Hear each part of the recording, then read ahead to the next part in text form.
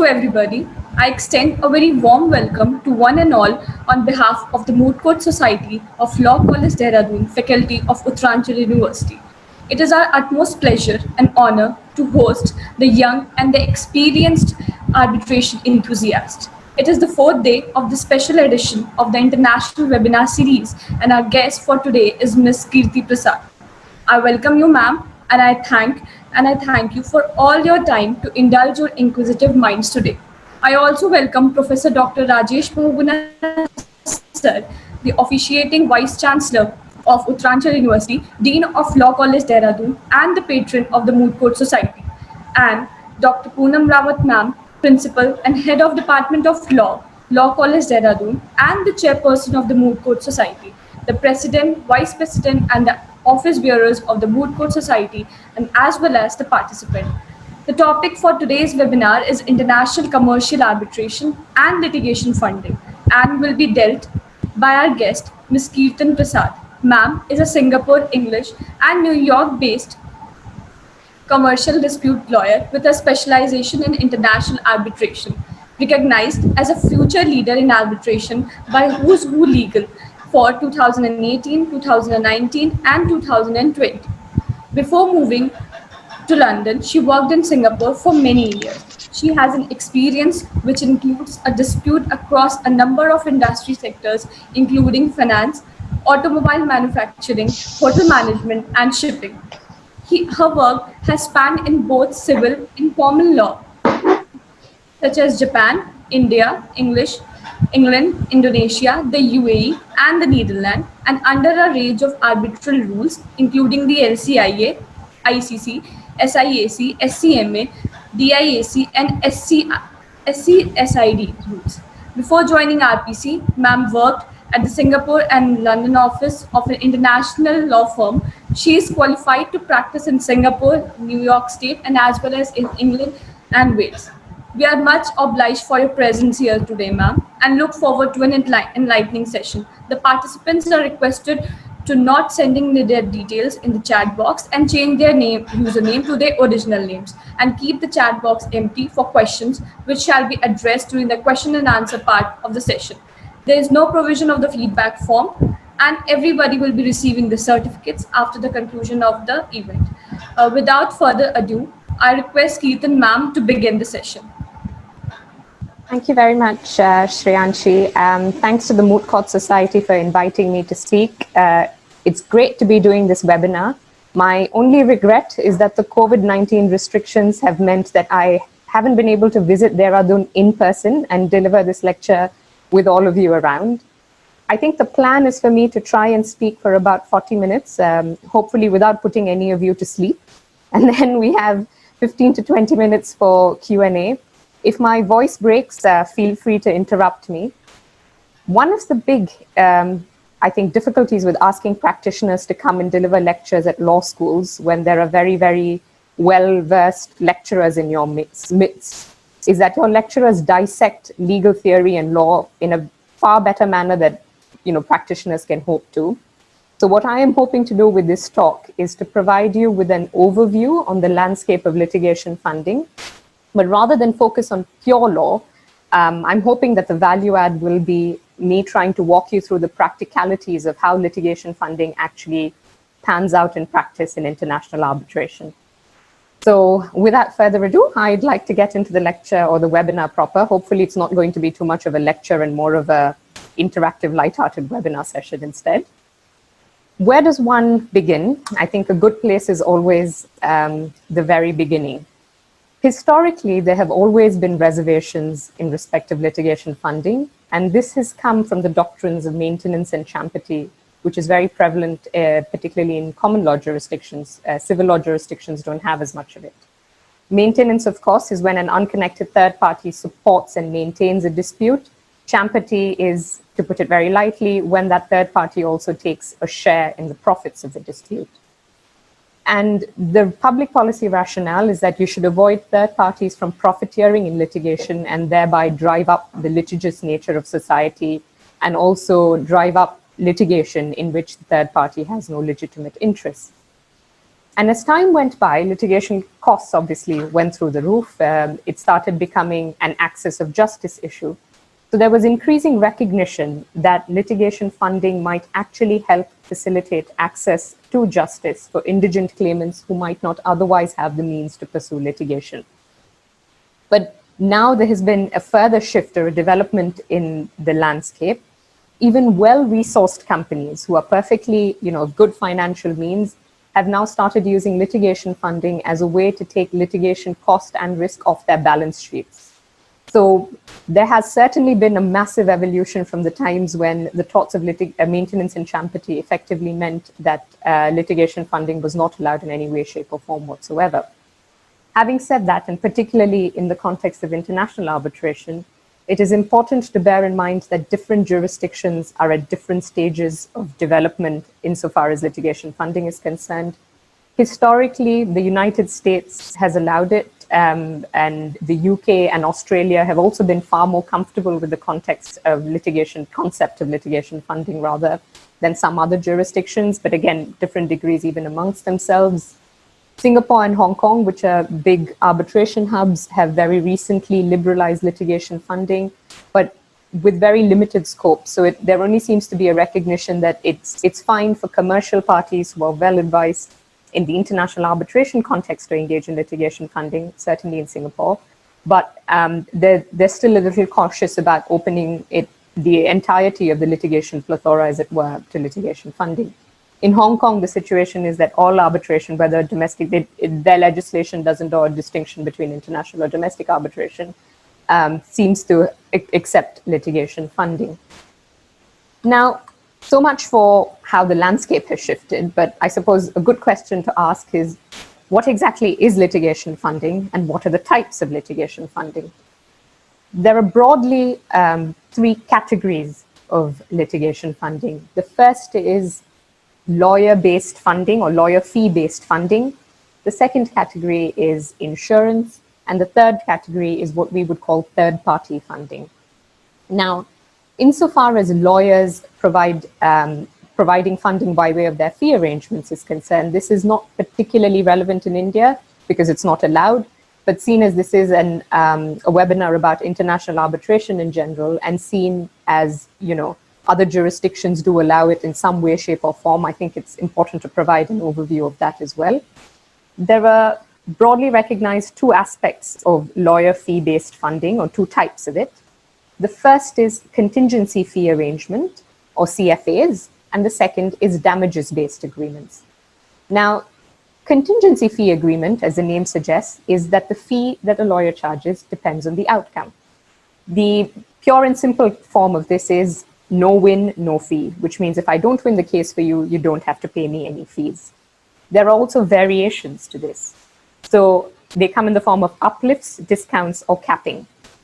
Uplifts, I'd rather use an example to explain this to you. If my normal charge out rate is 100 rupees an hour, depending on the outcome, so if I win, the agreement provides that I can amend my charge out rate to 120 rupees per hour. So I get a 20% uplift on success, or sometimes even a 50% uplift on success. Discounts are the reverse, which is I will discount my normal charge out rate is 100. I will discount it to say 80 rupees per hour throughout the course of the litigation. So when you are paying me fees, you only need to pay 80. However, if you win the arbitration or the litigation, as the case may be, you're allowed to jack up your costs again to 100. So you go back to your normal rate, or sometimes even 110 or 120 in reflection of that success. And the third variation of this is capping. So my fees will be capped at 10,000 rupees or a lakh of rupees for this litigation or arbitration. However, if we succeed, then I'm allowed, and we get adverse costs from the other side, then the cap no longer applies, which means I'm allowed to take my full fees back. And the second so this is contingency fees. So where actually the fees that is charged by the lawyer changes depending on the outcome of the proceedings. The second variation of lawyer-based funding is actually damages-based agreement.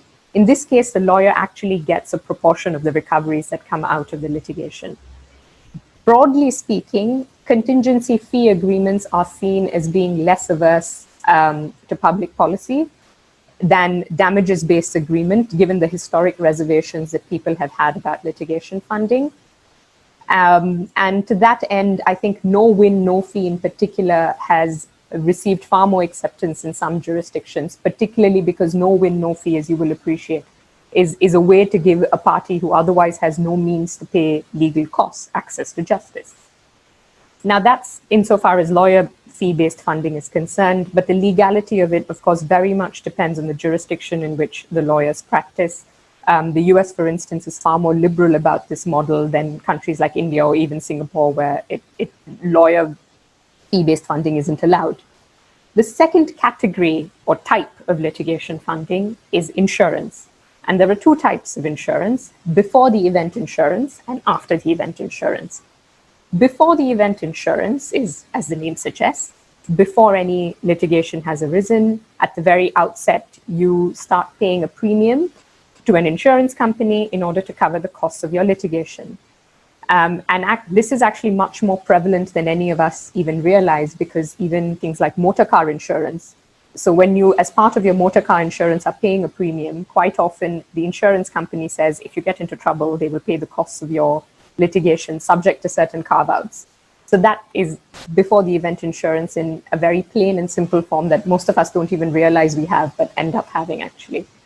And the second version is after the event insurance.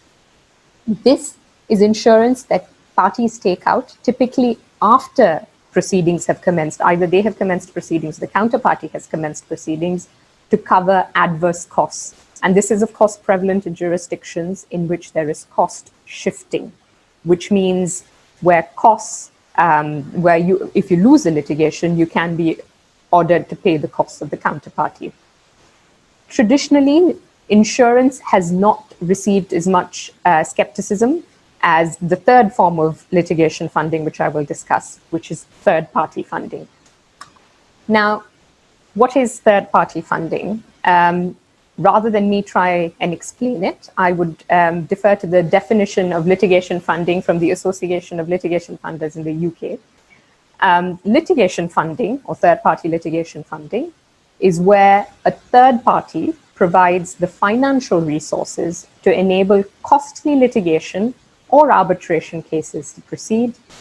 The litigant obtains all or part of the financing to cover its legal costs from a private commercial litigation funder who has no direct interest in the proceedings.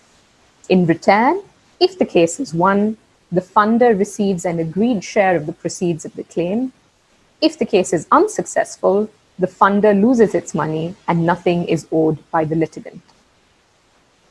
Although the definition refers to litigation, it actually also encompasses arbitration.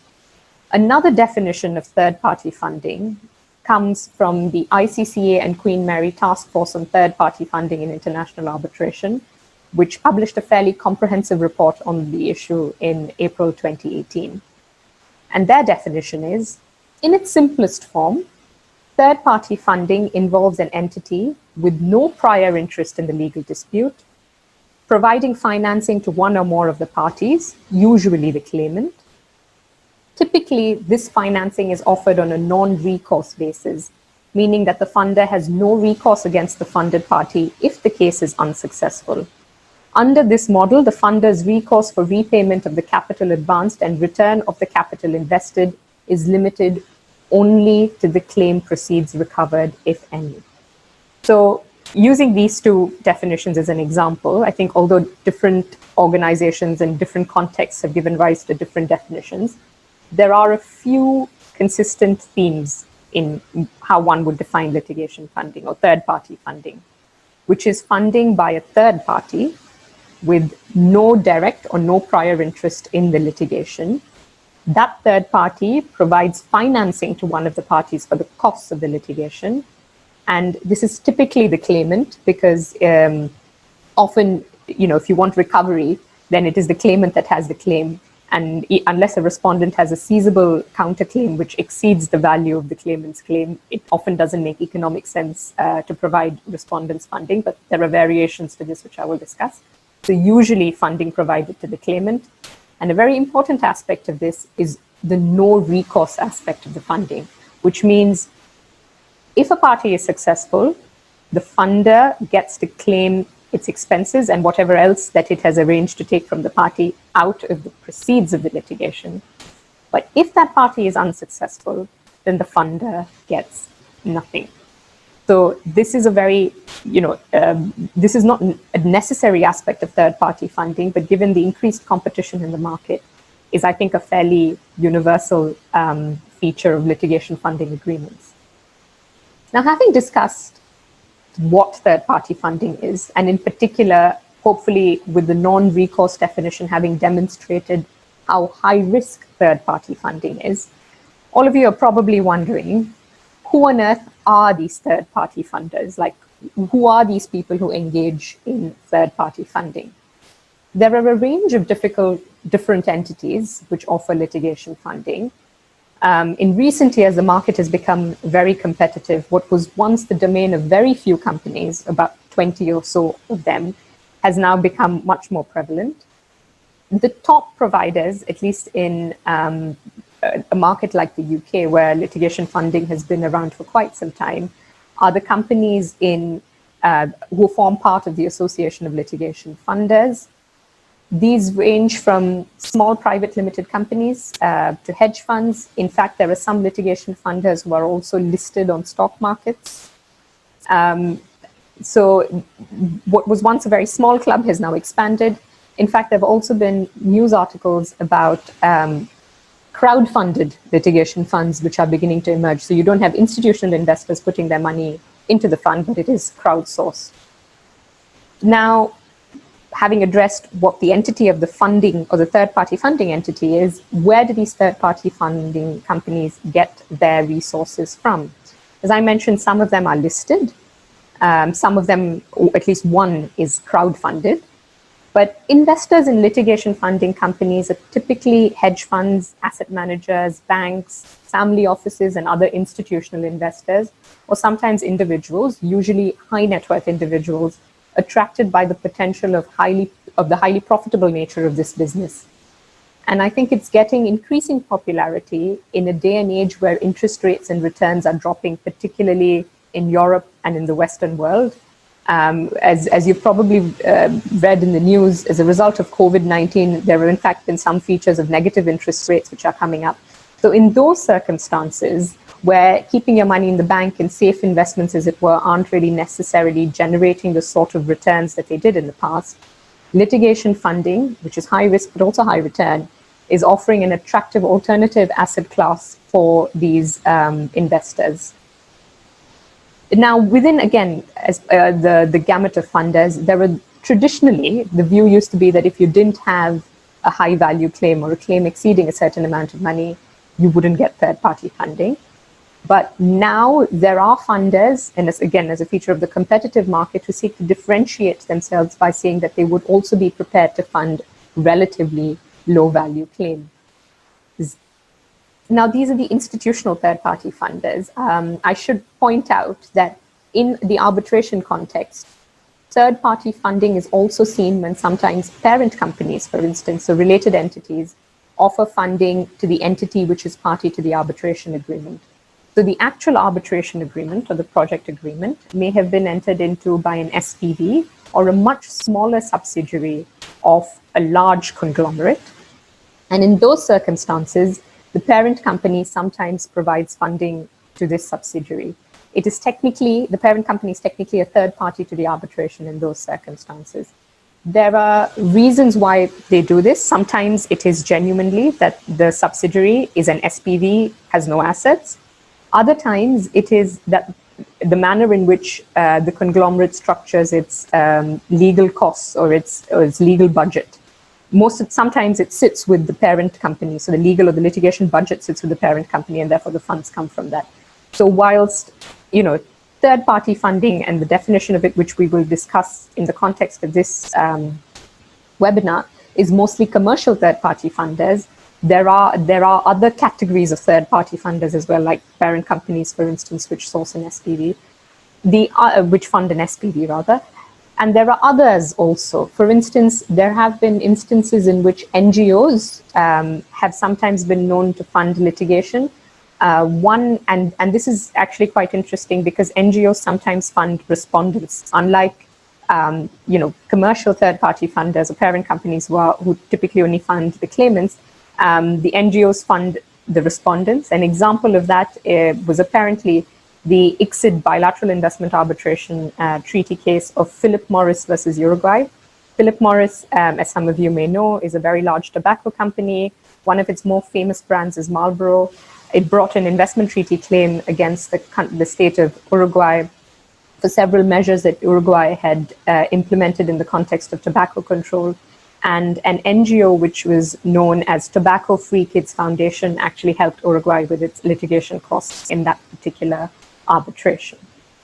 So that's basically who these third-party funders are. We touched very briefly on how there's an increasing trend of countries accepting third-party funding as part of their legal landscape. In a survey which was conducted by Queen Mary University in 2018, themed the evolution of arbitration, they found that about 97% of the respondents actually had some idea of or familiarity with international arbitration, third-party funding in international arbitration. So that just goes to show how it's not just the legislation which is changing or the growing acceptance within the legal community, but it's also actually gaining fairly wide acceptance, or at least if not acceptance, it is at least gaining some sort of awareness within people.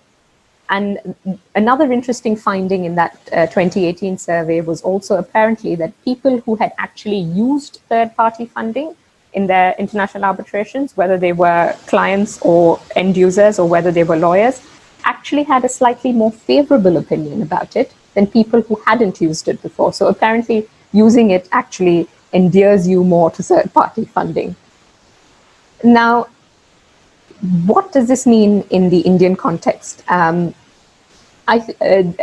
can do no better than to quote what the Supreme Court of India has basically said in its very recent decision, 2018 decision on Bar Council of India versus A.K. Balaji. And I think it's paragraph 35 of that case, in which the Supreme Court observed that there is no prohibition per se against third parties funding litigation. And this is in contrast to a situation where lawyers provide funding to litigation. So again, I leave it at that. There is a lot of debate, I understand it in India, still about the issue, but I suppose I can do no better than just to quote what the Supreme Court has said on the issue. So far, what have we done? We've gone through what are the different types of litigation funding. I've explained a bit more in detail on the definition of third-party funding, provided you with a bit of an overview on how the trend has changed from the days when we had champity and maintenance, and now there's growing acceptance.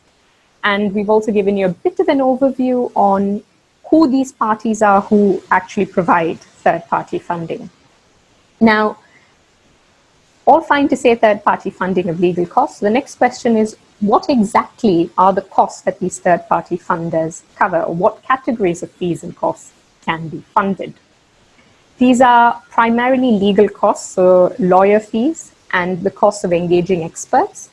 However, funders are increasingly offering products that cover all forms of litigation costs, including disbursements. Again, that's a reflection of the growing competition within the market. Also, cost shifting, which means the fact that if you lose, you'll have to pay the adverse party costs, is now increasingly becoming the norm in international arbitration. And this means that the claimant will not just want to cover its own legal fees and expenses, but also be protected against the risk of paying the other party's costs if it loses. So some funders also provide products which cover security for costs and adverse costs. Commonly, what they do is funders offer their own costs of funding the fees, but then they take out ATE, or after the event insurance cover, in respect of adverse costs. So again, you will see, so while we discussed 3 different categories of third-party funding, these can interact. And in one case, you can see one or more of these forms of litigation funding interacting. Now, so that's for what sort of fees can be funded. So that's fine. The funder is giving you the money for these sorts of fees. But what does the funder hope to get out of these fees at the end of it? So this comes into the practicalities of third-party funding. Typically, the funding model, as I mentioned earlier, is non-recourse, which means if you win, you get something out of the proceeds. If you don't, nothing. And what that recovery is quite often a multiple of expenditure, which means if I have, if the funder has put forward $100,000 in legal costs to fund this particular proceedings, it will ask to get 3 or 4 times out of it, a multiple of it at the end of the day. And so if you win, you get 300,000 or 400,000 out of the recovery that comes out of the claim. Sometimes these funding arrangements can also be structured as a percentage of recovery, which means I'm funding the cost of these litigation, of this litigation or arbitration, but at the end of it, I will get 30 or 35% of the recovery that comes out from the other side. And increasingly, you will see a combination of the two, which is the lower of 3 times of my investment or 35% recovery, whichever is greater. So you see a combination of a multiple of investment and percentage recovery model. Very rarely, funders can also participate or ask for an equity. This is very rare in the regular commercial funding model, but they have, at least the ICA task force recognizes that there are certain instances in which funders have asked for an equity share in the company in return for funding it. Now, that is, as you will so broadly understand, the financials of what the third-party funder has at stake in all of this. Now, moving on to what is exactly the process of getting third-party funding for your claim. Once either you have been introduced to as a client have been introduced to a third-party fund via your lawyers, or sometimes these days clients come to lawyers with having already discussed it with the third-party funder, or there are also brokers or intermediaries in the market who do the introduction of third-party funders. So once the introduction, once everybody has met everybody else, what is the process of obtaining third-party funding? A very important and actually quite a beneficial aspect of third-party funding is that funders conduct extensive due diligence before taking on the case. Depending on the complexity of the case, there will usually be an initial review of the case, and then there will be, when you provide the funder with basic documentation on the case so they can form their own view of the merits and the likelihood of recovery. And then there will be a secondary review stage, at which point some funders may, depending on the complexity and the value of the claim, may also choose to get asset tracers and others involved. So the secondary in review stage may require significant costs because, as I said, they sometimes get asset tracers and asset tracing companies involved. So at the secondary stage, sometimes funders might ask for exclusivity. So while in the initial stage, you can shop around a little and ask for other quotes from other funders, but when you enter the secondary stage of review, sometimes there is an exclusivity requirement. It is not unusual as part of this extensive due diligence for funders to ask for neutral external legal opinion in addition to their own internal assessments. So a lot of these third-party funders actually have investment advisory committees which advise them on whether or not to make the investment. These investment committees often have lawyers. So in addition to this in-house assessment of the law, they often ask a third-party external lawyer to form a view on the merits of the case. And if you think about it, this is actually extremely beneficial for a client because quite often lawyers and clients get caught up in their own case, particularly if they've been involved in it from the very beginning. So having a third party sort of approach this neutrally and say, yes, I think this is a good claim, can sometimes encourage the client to press forward with the claim. Or sometimes when they come and say, don't think so, it might force the client to think twice about whether they should press the button. Another huge benefit of getting the funder point of view in, is that they take into account recovery. Lawyers quite often, when we're asked for advice, and indeed this is our only expertise, so we say you can win the case or lose the case on the law, but what really matters to the client is what financial recovery they're hoping to get out of it. So to that extent, the fact that a funder brings in an asset tracer or someone else to actually say, yes, you can win, $100 million in this arbitration, but they're actually not going to be able to recover much of it in practice because these are the financial impediments, or this is the financial status of the counterparty, is also a very helpful reality check for the client to sit down and think about, end of the day, whether as a business they want to press ahead with that particular litigation. So there is that one benefit, I wouldn't say neutral, but certainly the benefit of having someone else comment on the practicalities of the case, which is a helpful aspect of litigation funding. So what exactly are the factors that a funder looks at before assessing whether or not to take on a case? This broadly means what are the prospects of the funder recovering any money or any investment out of the case. And so the first factor, as shouldn't surprise you, is what are the prospects of success of the claim. The second aspect is what are the options for resolving the claim. So this means not just are you going to win the case end of the day, but what is the likelihood of the case settling earlier. So, and an early settlement is actually advantageous because you don't have to spend the full range of legal costs. And although you might settle for a slightly less sum of money, if this is a case with a high prospect of settlement, you are more assured of your recovery than having to wait until the end of a litigation, spending more money and not knowing what's going to come. So what is the prospects of resolving?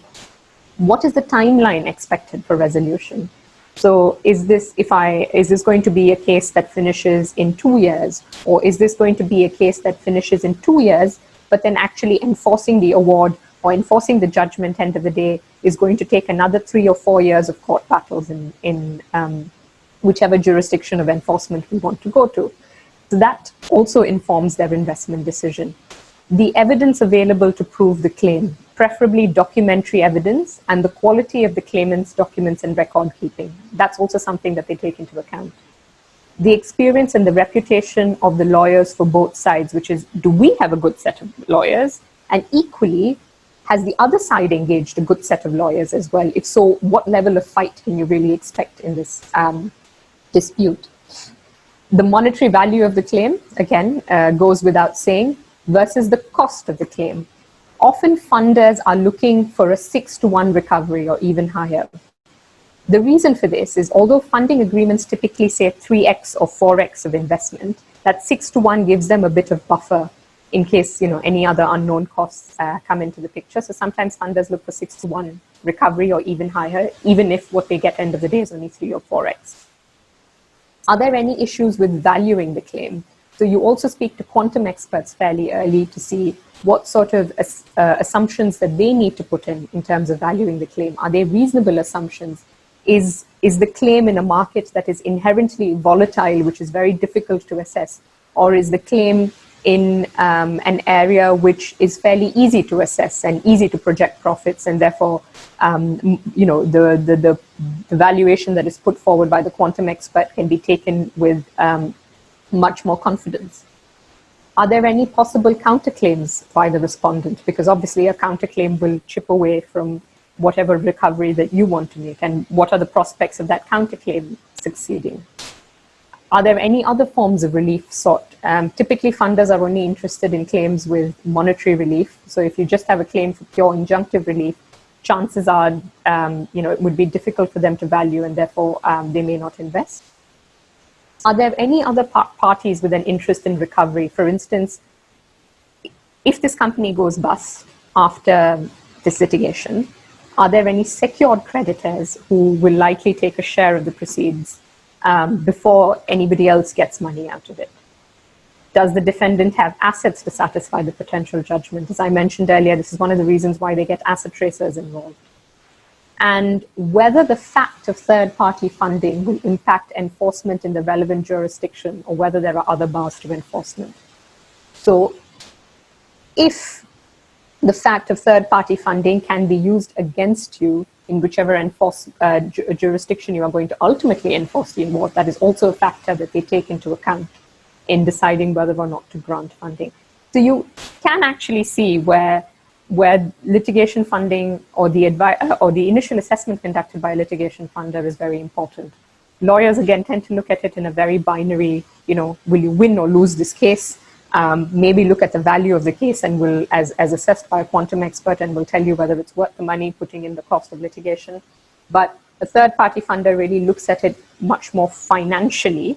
That's not to say lawyers can't look at things financially, but they, of course, have the tools to look at it much more financially and then give a much more accurate estimate to the client of what they really will get at the end of the day. Now, so much for the, what does the funder look at in terms of before deciding whether or not to invest in the claim? How actually does an arbitration or a litigation with a third-party funder work in terms of the dynamic between the lawyer, the client, and the third-party funder? It is, I think, in most jurisdictions quite clear that the lawyer's ultimate client is the client. Your obligation is to the client. So the funder cannot be seen to control the proceedings. And indeed, most sophisticated funders maintain very light touch strategic involvement. So they will expect to be updated about various developments in the case.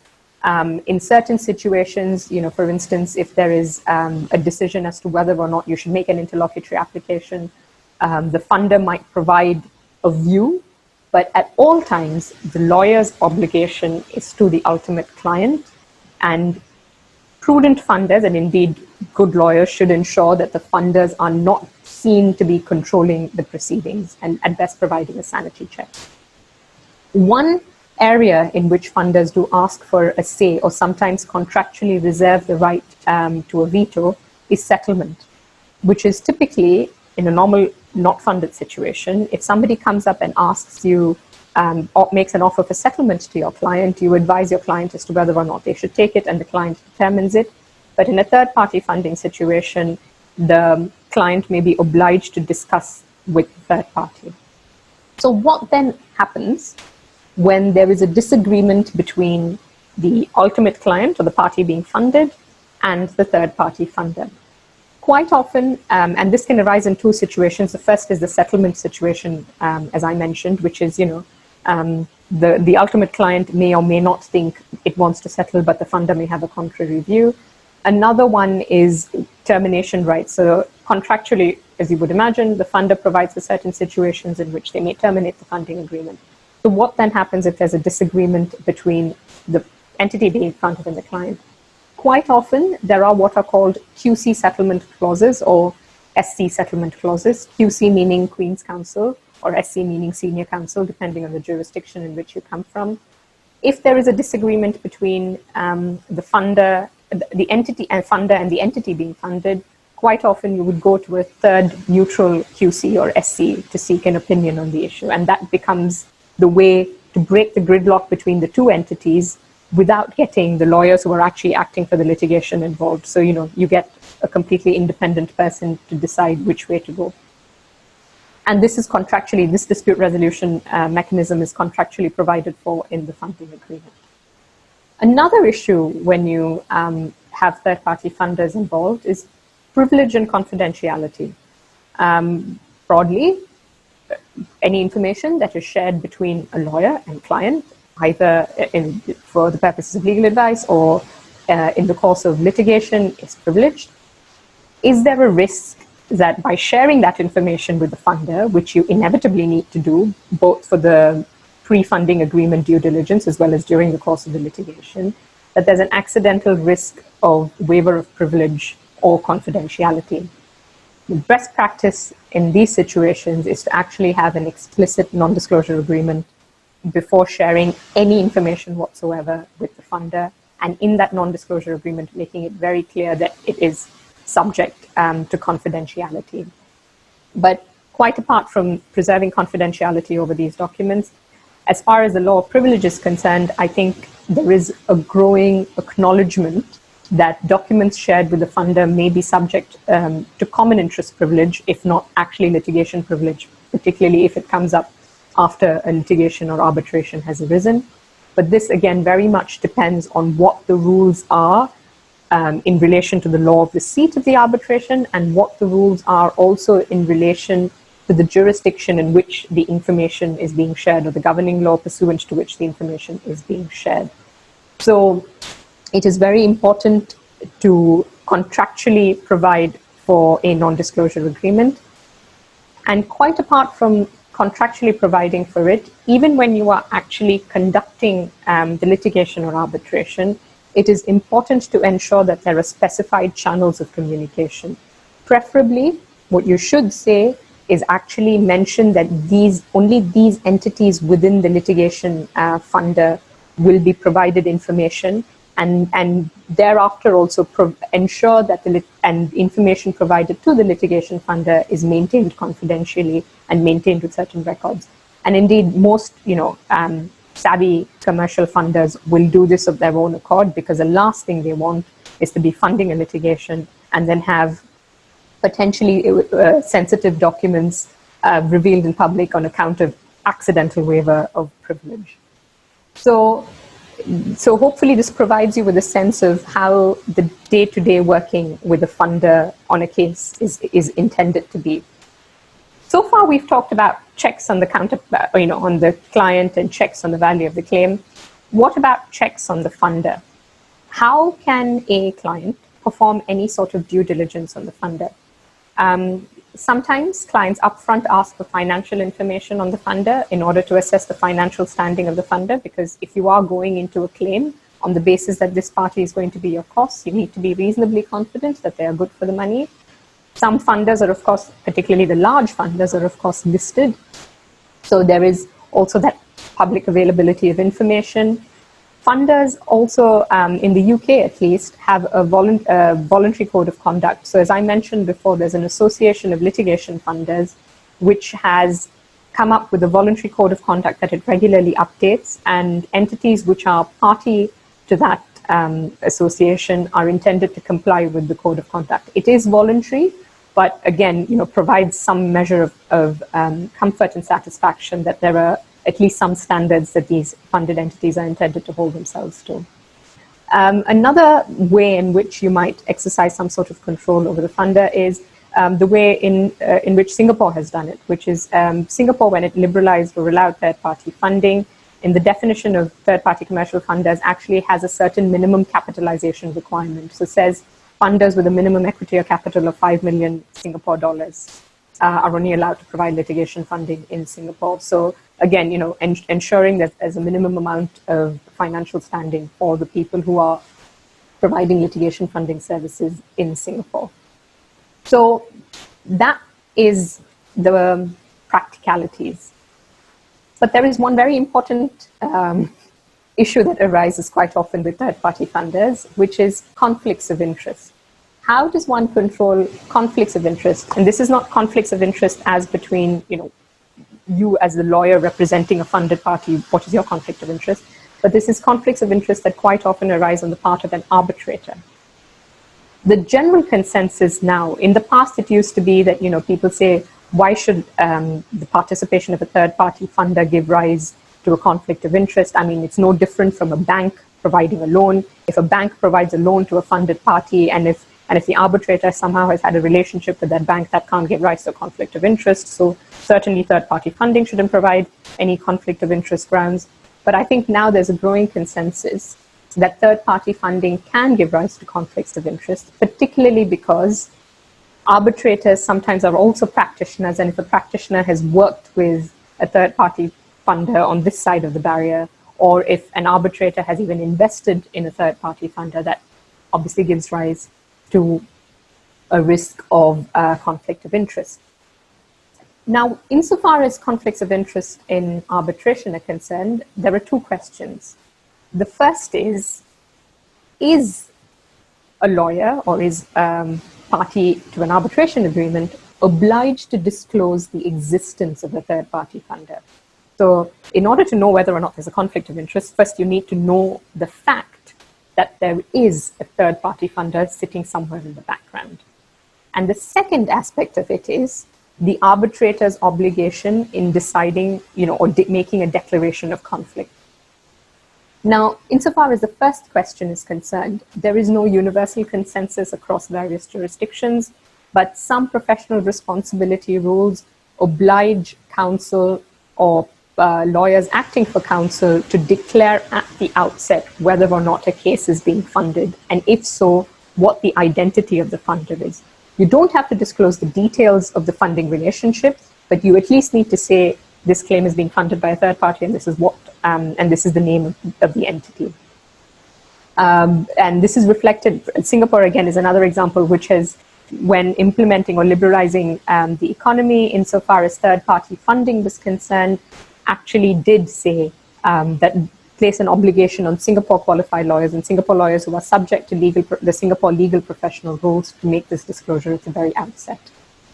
SIAC and ICC also each have guidance now on arbitrators making declarations of conflicts of interest in the context of third-party funding. The IBA guidelines are on conflict of interest, which is actually widely implemented or used across the industry as a way of assessing whether or not there's a conflict of interest, also has a guideline which specifically relates to conflict of interest.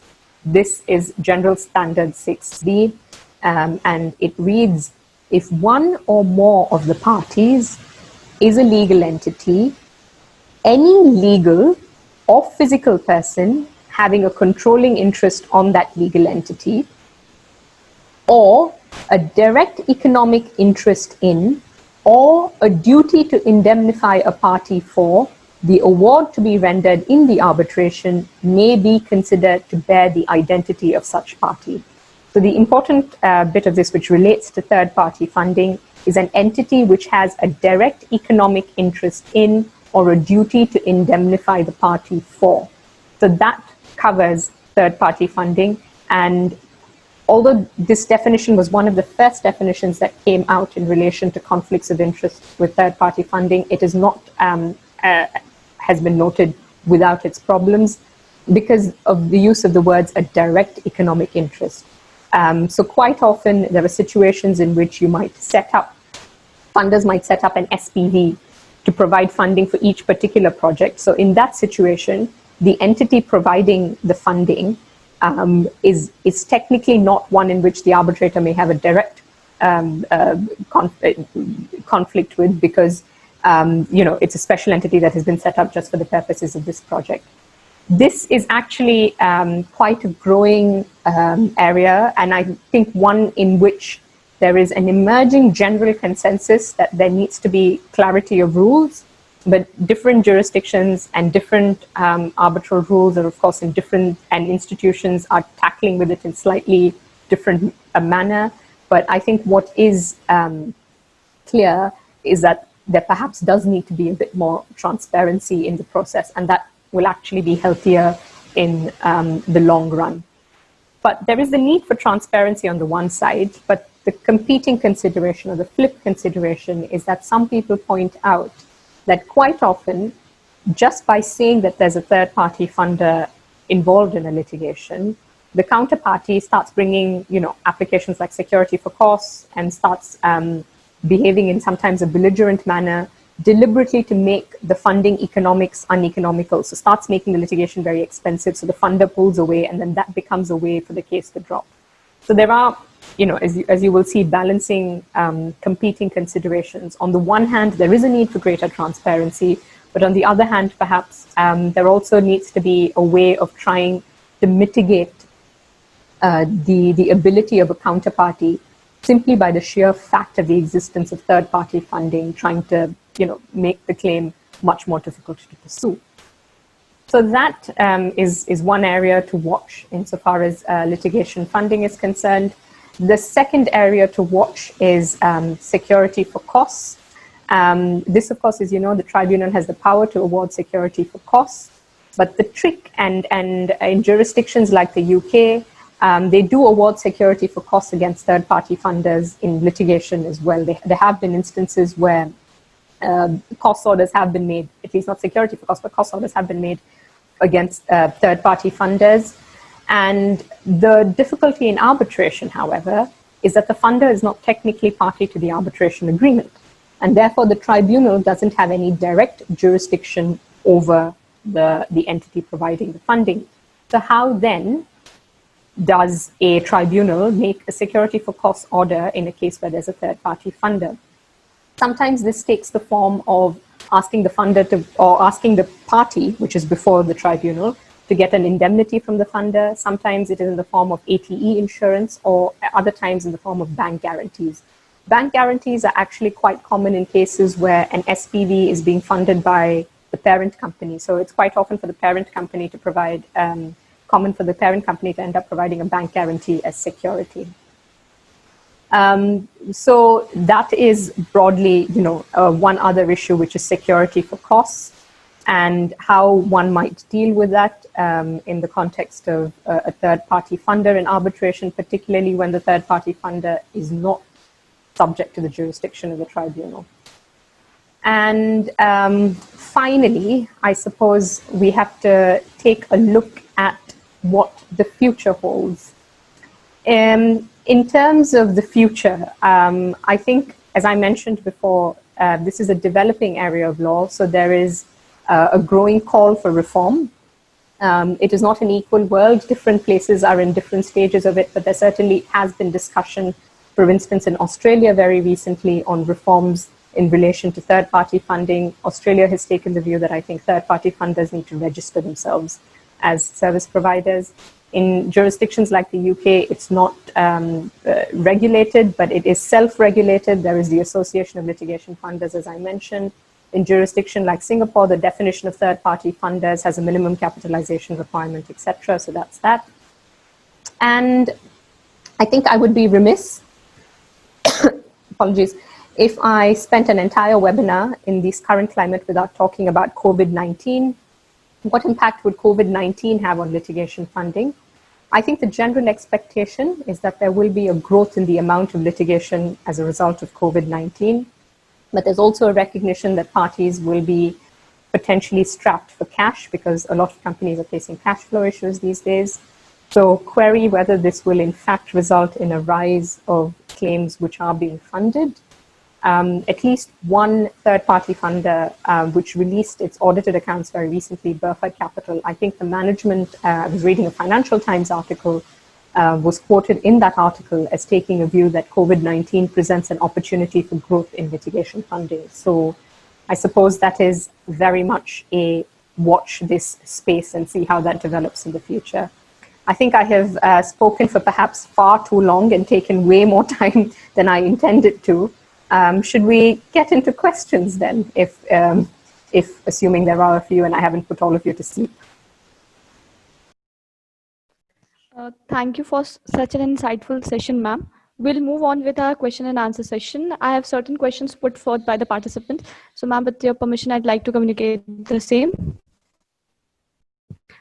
So the first question is there any law in India for contingency-based funding?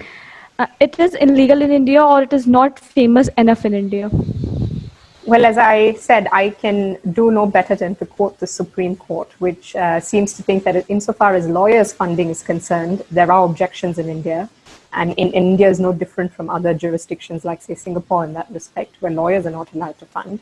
But that one threw away paragraph 35, I believe, in the Supreme Court decision of Bar Council of India versus A.K. Balaji, has said that at least insofar as third parties funding in arbitration is concerned, there is no objection. On the second question on awareness, it may be that there isn't very much awareness in the market as well. And that may change in the future, particularly if the Supreme Court has made a statement like that. People will no doubt alight on it and start getting into the market proper. The second question is there any stage in an arbitral process where the validity of the funding is accessed? Can funding be invalidated when found, say, champtress or violative of public policy? Right. So as I mentioned, there is a question in the international arbitration sphere to begin with as to whether or not a party is even obliged to divulge the existence of a third-party funder. Insofar as whether an assessment of whether the agreement is champetous and therefore whether it should be violated, you would be prudent to ensure that third-party funding is not explicitly prohibited under the law of the seat and before engaging in the arbitration. But prudence would also dictate that you look at what the most likely jurisdiction of enforcement is, so where you are likely to enforce the arbitral award, and then assess, according to the law of that jurisdiction, whether there are likely to be any objections on the basis of champetry or maintenance. And when I was walking you through the different factors that a funder takes into account when assessing whether or not to fund a claim, one of the factors that the funders do consider is whether there's going to be any issues at the point of enforcement on the permissibility of third-party funding, and whether that will be taken as a point to resist enforcement of the award. So, yeah, that's hopefully an answer to that question. Moving on to the next question. What type of dispute qualify for litigation funding? What type? This again, coming back to the answer to the previous question, depends on three factors, if I may. The first factor is commercially, whether or not the funder is prepared to pick up the claim. And some funders have minimum claim value requirements, others are prepared to fund smaller claims. So that's a practical requirement, if you will, more than a legal requirement. Insofar as legal requirements are concerned, you need to take into account the requirements of the law of the seat, see what requirements the law of the seat places. For instance, in Singapore, there has been a very limited exception, and Hong Kong, they have made a very limited exception, allowing third-party funding only in the context of arbitration. There are consultations ongoing to see the experience of parties in arbitration, and in order to see whether it should be opened up more widely. So you should look at the law of the seat to make sure that it's fine there. And again, look at the law of the place of the enforcement to make sure that there are no requirements. For instance, if the law of the place of enforcement says you need to be a registered funder, or you can't fund certain types of cases, then you need to look at that as well. But the reason there is no straightforward answer to this question is because actually different jurisdictions have different rules. And if I can provide a general tip about any issue in arbitration, your starting point should be always make sure that anything that you do is okay by the law of the seat and is okay also at the place where you are intending to enforce the award.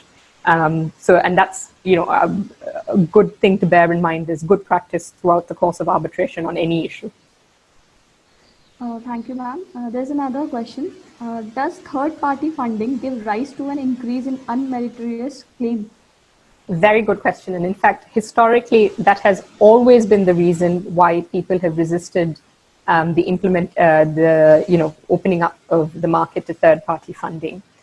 And that is also why a lot of jurisdictions have taken a very cautious approach. So even if they are opening up the third-party funding, opening it up only in the context of international arbitration, where both parties are likely to be commercial entities, well-advised, and ultimately, if the only sort of third-party funding is a commercial funder, then it is in the interest of the commercial funder to take into account what the financial outcome will be at the end of the day before entering into the agreement. So yes, there is in theory a prospect of unmeritorious claims being funded, and anecdotally, I think some people complain that new entrants into the third-party funding market sometimes are prepared to fund claims which are not as meritorious. However, generally speaking, if it is a third-party funder, more often than not, getting the funder involved, and if it is a savvy funder, helps you think twice about the merits of the claim. And merits not just in terms of legal merits, but prospects of enforcement. So to that end, third-party funding can sometimes act to focus your mind a bit more on the merits of the claim as well. Thank you, ma'am. Now over to Rahul. Just a couple of questions. Sure. Since the onset of this third-party funding, there has been a lot of debate about disclosure or non-disclosure of third-party funding or a mandatory disclosure. So what do you feel, considering the accountability attached to the process of litigation and arbitration and the sanctity, whether there should be a mandatory disclosure of third-party funding or not? So I think, again, different jurisdictions have taken different approaches, and this very much depends on the policy of the jurisdiction in question. Singapore, when it liberalized the market to allow third-party funding for arbitration, actually put in place, amended the legal professional conduct rules to require Singapore qualified lawyers or foreign lawyers who are subject to the Singapore legal professional rules in practicing in Singapore to disclose both the existence of third-party funding as well as the identity of the third-party funder. So that's the approach that that one jurisdiction has taken. Other jurisdictions don't necessarily have the same requirements. So it's really what policy the particular jurisdiction in question has to implement. And there are two competing considerations, as I said. So on the one hand, there is growing recognition that you do need to disclose third-party funding because it legitimately gives rise to a conflict of interest concern on the part of the arbitrator. And unless the arbitrator knows that there is this funder, how is he or she supposed to take an assessment as to whether or not he or she is conflicted? But on the other hand, as I said, funders have sometimes raised the concern that simply because there is a funder sitting in the background doesn't give rise to automatic grounds for making security costs for cost applications or other applications in a deliberate bid to make the litigation difficult and sometimes expensive, so that the litigation becomes uneconomical for the funder, and then that becomes a basis for the party to ultimately drop the claim. So there is a propensity for abuse on the one side by knowledge of the funder, and on the other side, there is the comfort that you might get from knowing that there is a funder and just being more upfront and transparent about it. And I would say that this is actually going to be one of the big areas that both in international arbitration as well as each country domestically with its own litigation practice needs to grapple with. Thank you, ma'am. The other question, there has been an immense increase in the third-party funding in the antitrust arbitration and litigation. So what could be the level reason? Is it the strong claims that is being associated with in the antitrust matters that attracts a lot of third-party funders in such litigations and arbitrations? Well, competition claims don't typically end up in arbitration. These are often litigation matters. They're very rare arbitration matters. I apologize. There have been a few cases on competition matters where third-party funders have been involved and there have been costs in the UK context.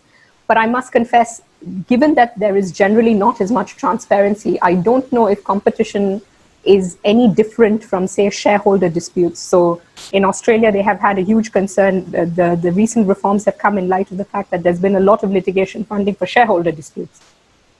So I don't think there is sufficient financial information or other sort of information out in the market for us to take a view as to why it is that certain areas in certain jurisdictions seem to be getting a lot more traction for litigation funding than others. All right. Thank you, ma'am. Over to you, Shriyanshi. Thank you for clearing the doubts, ma'am. I'd like to call upon Professor Dr. Rajesh Bahuguna, sir, to conclude the session by delivering the vote of thanks. Thank you so much, Tripathi. On the occasion of this International Arbitration Week, today's keynote speaker, Ms. Kirtan Prasad, Advocate RPC UK, President of Moot Court Society of Law, College Dehradun, Uttaranchal University, Ms. Anna Nupriya, its convener, Mr. Rahul Kumar Sharma, and today's host, Ms. Shriyanshi Tripathi, all the participants from different universities of India and abroad. I would like to first of all congratulate Moot Court Society of Law College Dehradun for organizing this International Arbitration Week.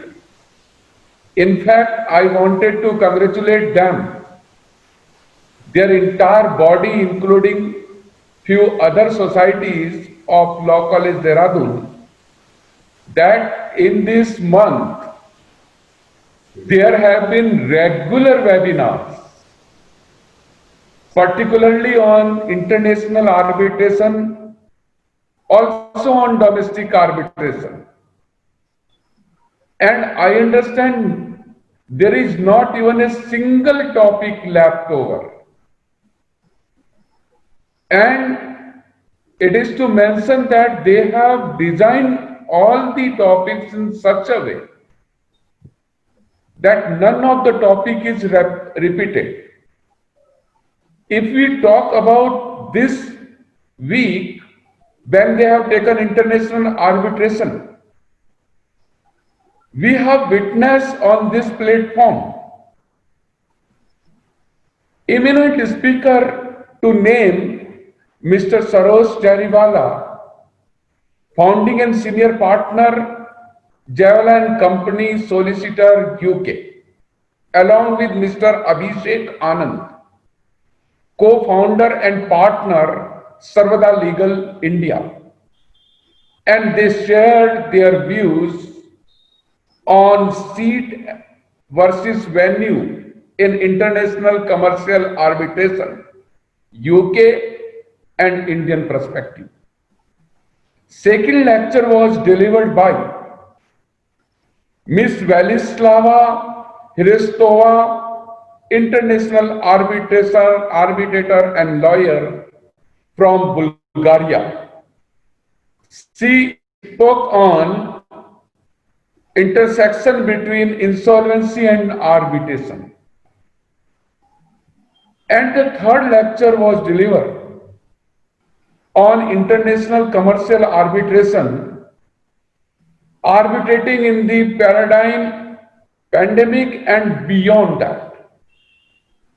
And the speaker was very renowned, Professor Gray Bond, President, Singapore International Arbitration Center, also chair of International Arbitration Practice Group.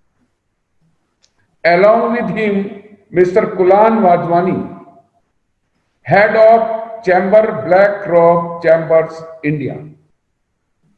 And today's lecture, very, very informative, although to be very frankly, I could go through part of that.